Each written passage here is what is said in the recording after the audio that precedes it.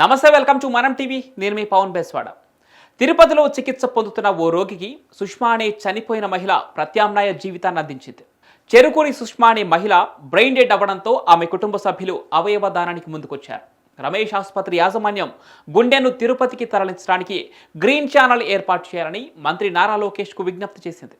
వెంటనే స్పందించిన మంత్రి లోకేష్ ప్రత్యేక విమానాన్ని ఏర్పాటు చేశారు.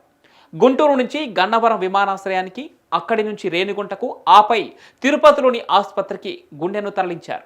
ఈ మొత్తం ప్రక్రియ కోసం అవసరమైన గ్రీన్ ఛానల్ ఏర్పాటు కోసం లోకేష్ ప్రత్యేకంగా శ్రద్ధ చూపించారు. సరైన సమయంలో సురక్షితంగా గుండెను ఆసుపత్రికి చేర్చడంతో వైద్యులు ట్రాన్స్ప్లాంటేషన్ ప్రారంభించారు. ఈ సందర్భంగా బ్రెయిన్ డెడ్ అయిన మహిళ భర్త శ్రీనివాస్ మాట్లాడుతూ తన భార్య అకస్మాత్తుగా అనారోగ్యానికి గురయ్యారని తెలిపారు. కళ్ళు తిరిగి పడిపోవడంతో కాలు చెయ్యి పనిచేయలేదన్నారు. వెంటనే రమేష్ ఆసుపత్రికి తీసుకెళ్లడంతో వైద్యులు చికిత్సను అందించారు. కానీ ఆమె కోమాలకు వెళ్లారని, బ్రెయిన్ డెడ్ అయినట్లు వైద్యులు తెలిపారని చెప్పారు. అవయవదానం వల్ల ఇతరుల జీవితాల్లో వెలుగులు నింపే అవకాశం ఉందని సూచించడంతో తమ పిల్లలతో చర్చించి అవయవదానానికి అంగీకరించినట్లు ఆయన తెలిపారు.